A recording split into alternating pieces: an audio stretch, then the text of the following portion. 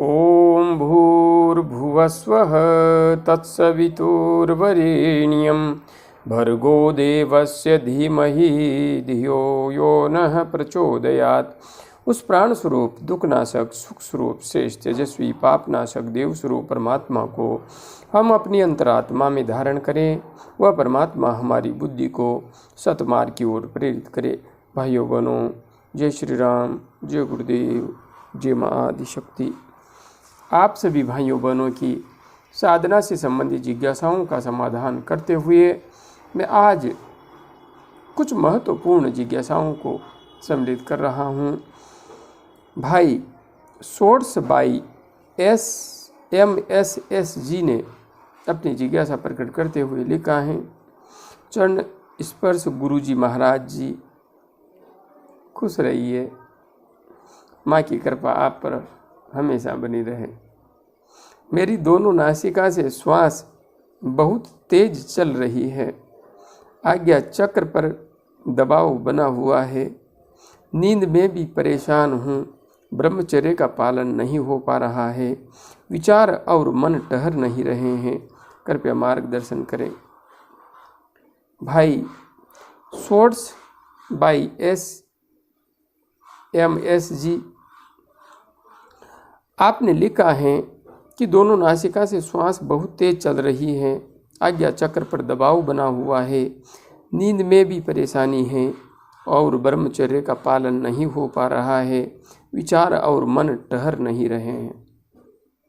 आपको मेरा पहला सुझाव तो यह है, यदि आपने हमारे इसी चैनल पर उपलब्ध सुषुम्ना नाड़ी में प्राण का प्रवाह कैसे करें, आज्ञा चक्र का जागरण कैसे करें, दोनों वीडियोज को नहीं देखा है तो तुरंत प्रभाव से देख लीजिए, क्योंकि आपके लिए बहुत आवश्यक है। हाँ, सुषुम्ना नाड़ी में प्राण का प्रवाह कैसे करें, इस वीडियो में मैंने आपको भस्त्रिका प्राणायाम का सुझाव नहीं दे रखा है। उस अभ्यास के साथ में आपको भस्त्रिका प्राणायाम भी जोड़ लेना है, किंतु भस्त्रिका प्राणायाम का अभ्यास आप बहुत तीव्र गति से नहीं करेंगे। लंबा गहरा श्वास भरेंगे और लंबा गहरा श्वास छोड़ेंगे। बहुत तीव्र गति से भस्त्रिका नहीं करना है। सिर्फ 1 मिनट करना है प्रारंभ में। उसके बीच में आप नाड़ी शोधन अनुलोम विलोम प्राणायाम कर लें। फिर वापस 1 मिनट आपको भस्त्रिका करना है। फिर नाड़ी शोधन कर लें। फिर 1 मिनट करना है। इस प्रकार से आपको 3 मिनट तक भस्त्रिका प्राणायाम का अभ्यास करना है। इससे आपका मन शीघ्र ही स्तंभित होने लग जाएगा। आप सहजता से ध्यान में डूब पाने में समर्थ होने लगेंगे। बाकी सारा का सारा अभ्यास आपको वैसे ही करना है जैसे मैंने इन दोनों वीडियोज़ में समझा रखा है।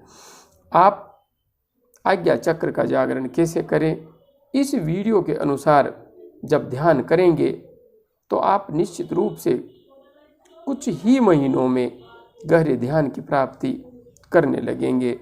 आपको यदि नींद नहीं आ रही है, नींद में समस्या है, तो आप विशेष रूप से इस बात का ध्यान रखें कि आज्ञा चक्र पर ध्यान करते हुए श्वेत शीतल प्रकाश का ही ध्यान करें।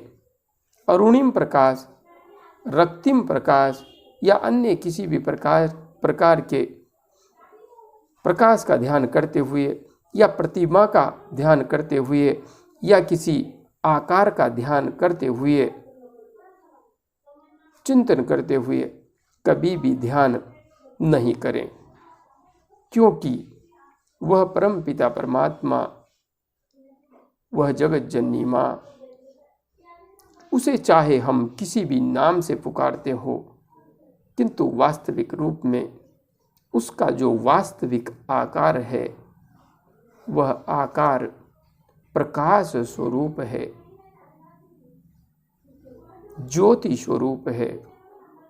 भगवान सविता नारायण भगवान सूर्य नारायण ही उसका वास्तविक प्रतिबिंब है।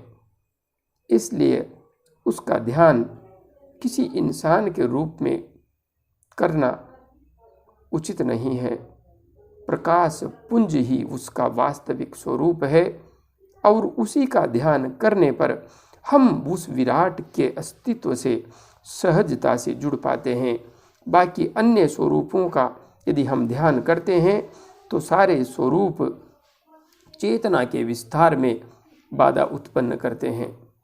इसलिए श्वेत शीतल स्फटिक के समान LED बल्ब के समान प्रकाश का आज्ञा चक्र पर ध्यान करते हुए गायत्री महामंत्र, या आपने दीक्षा ले रखी है तो जिस किसी भी मंत्र से आप जप कर रहे हैं उस मंत्र का जप कीजिए। हाँ, यदि आपको विशेष समस्या होती है नींद में तो आप फिर गायत्री महामंत्र का ही जप कीजिए, किंतु यहाँ पर शर्त एक ही रहेगी, आपका शुद्ध सात्विक होना नितांत आवश्यक रहेगा। आगे बहन ने अपनी जिज्ञासा प्रकट की है, किंतु इनका नाम यहाँ पर लिखा हुआ नहीं है। यूट्यूब पे आरव डांग लिखा हुआ है। तो बहन लिख रही हैं, प्रणाम गुरुजी, प्रणाम बहन, प्रणाम, खुश रहिए। क्या कुंडलिनी जागृत हो तो पैरों में दर्द एवं झटके से कभी भी फील होते रहते हैं? मुझे ऐसा फील होता है कि जैसे मेरे अंदर कोई है। कभी भी किसी भी समय जबड़े में फेस पर खिंचाव सा होने लगता है। आंखें खुलकर ऊपर खिंचती हैं। ध्यान लगने के बाद भी खुलकर 1-2 सेकंड के लिए ऊपर देखती है। मैं डेली दुर्गा कवच और सिद्ध कुंजी का पाठ मोबाइल में ऑडियो चलाकर साथ में बोलती हूँ। कृपया मार्गदर्शन करें। बहन, पहली बात तो यह है कि आप मोबाइल में वीडियो या ऑडियो चला करके साथ साथ पाठ कर रही हैं, तो यह दुर्गा कवच एवं सिद्ध कुंज का स्तोत्र का पाठ करने का कोई तरीका नहीं है। इस तरीके से यदि आप पाठ करेंगी तो मुझे नहीं लगता कि आपको कोई शत परिणाम प्राप्त होगा। यह अवश्य है कि कभी न कभी आपको दुष्परिणाम अवश्य भोगना पड़ सकता है। मुझे तो यही लगता है। इसलिए आपको मेरा सुझाव है, पहले दुर्गा सप्तशती लेकर के आइए और ऑडियो मत चलाइए। दुर्गा सप्तशती से पाठ कीजिए। जिस किसी भी स्तोत्र का आपको पाठ करना है तो ऑडियो या वीडियो के आधार पर मत कीजिए। आगे आपने लिखा है, पैरों में दर्द एवं झटके से कभी भी फील होते रहते हैं। मुझे तो ऐसे कभी भी फील नहीं हुए, क्योंकि कभी भी तो नहीं होते। जब हम ध्यान में बैठते हैं, जब हम साधना करते हैं, उस समय तो झटके होते हैं, दर्द भी होता है, किंतु कभी भी होने लग जाएं ऐसा अनुभव मैंने विशेष रूप से प्राप्त नहीं किया है। हाँ, मैं कहीं पर भी हूँ और थोड़ा सा भी यदि मैं चाहूँ कि मेरा प्राण सुषुम्ना में प्रवाहित होने लगे, मैं थोड़ा सा भी आज्ञा चक्र पर खुली आंखों से ही सही ध्यान को केंद्रित कर दूं, तो क्रियाएं हो जाना यह एक सहज प्रक्रिया है। किंतु अपने आप बहुत अधिक क्रियाएं होने लगे, ऐसा मैंने अनुभव नहीं किया है। मुझे ऐसा फील होता है कि जैसे मेरे अंदर कोई है। आप माँ की साधना कर रही हैं तो माँ का अस्तित्व ही आपके अंदर उतर रहा होगा, किंतु हाँ, ऑडियो से पाठ नहीं। कभी भी किसी भी समय जबड़े में फेस पर खिंचाव सा होने लगता है। साधना पथ पर आप आगे बढ़ रही हैं तो उसके परिणाम स्वरूप ही यह सब हो रहा है। आंखें खुलकर ऊपर खींचती हैं, आंखें खुलकर ऊपर खींचती हैं, ध्यान लगने के बाद भी खुलकर 1-2 सेकंड के लिए ऊपर देखती हैं। बहन, इतने वर्षों की साधना करते हुए मेरे साथ तो ये क्रियाएं इस तरीके से कभी नहीं हुई हैं, इसलिए आपकी इन क्रियाओं को समझ पाने में मैं भी पूर्णतया समर्थ नहीं हूँ। इसलिए आप आगे बढ़ती रहिए।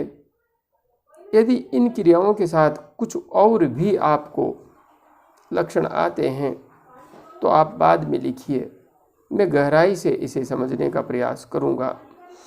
अभी तो आपको मेरा एक ही सुझाव है, पहले तो आप हमारे इसी चैनल पर उपलब्ध सुषुम्ना नाड़ी में प्राण का प्रवाह कैसे करें, इस वीडियो को अवश्य देखिए।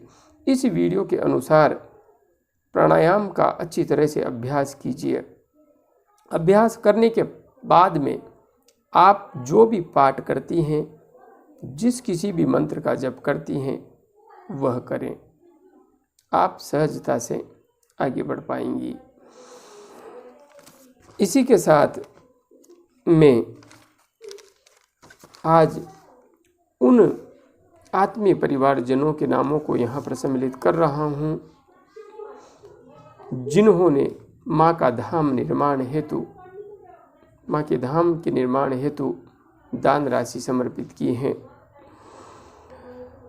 अमेरिका से भाई ठाकुर भट्ट जी, ये हमारे आत्मीय परिवारजन भाई हरि भट्ट जी के भ्राताश्री हैं, भाई हैं। इन्होंने 5,000 रुपये की राशि माँ के धाम निर्माण हेतु समर्पित की है।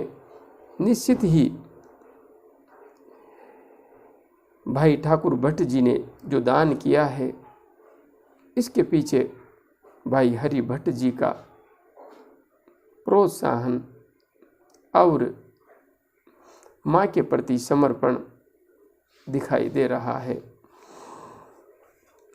आगे हमारी बहन सुमन मिश्रा जी, जो कि प्रति माह माँ के चरणों में 1100 रुपये की राशि भेंट कर रही हैं, इस सप्ताह, इस माह भी बहन ने 1100 रुपये की राशि माँ के चरणों में समर्पित की है। और बहन की बिटिया शिवांगी जी ने भी माँ के धाम निर्माण हेतु 1100 रुपये की राशि समर्पित की है। इसी श्रृंखला में हमारी गुरु बहन रजनी पांडे जी और गुरु भाई सुनील पांडे जी के द्वारा भी जो अथक परिश्रम करके माँ के धाम निर्माण हेतु दान राशि एकत्रित की जा रही है, इसी श्रृंखला में श्रीमान हिमांशु शर्मा जी ने पालम नई दिल्ली से माँ के धाम निर्माण हेतु 1001 रुपये की राशि समर्पित की है। आप सभी आत्मीय परिवारजनों का बहुत बहुत धन्यवाद, बहुत बहुत साधुवाद। मैं जगत जननी माँ से प्रार्थना करता हूँ कि आप सब पर अपनी कृपा हमेशा बनाए रखें और आप सबको हमेशा सत्य, धर्म, न्याय, परोपकार एवं आत्मज्ञान के पथ पर आगे बढ़ने की प्रेरणाएं देती रहें, क्योंकि यही पथ है जो हमें माँ के बंधनों से मुक्त हो करके उस परम पिता परमात्मा में एकाकार होने की सामर्थ्य प्रदान करता है। जय गुरुदेव, जय माँ आदि शक्ति।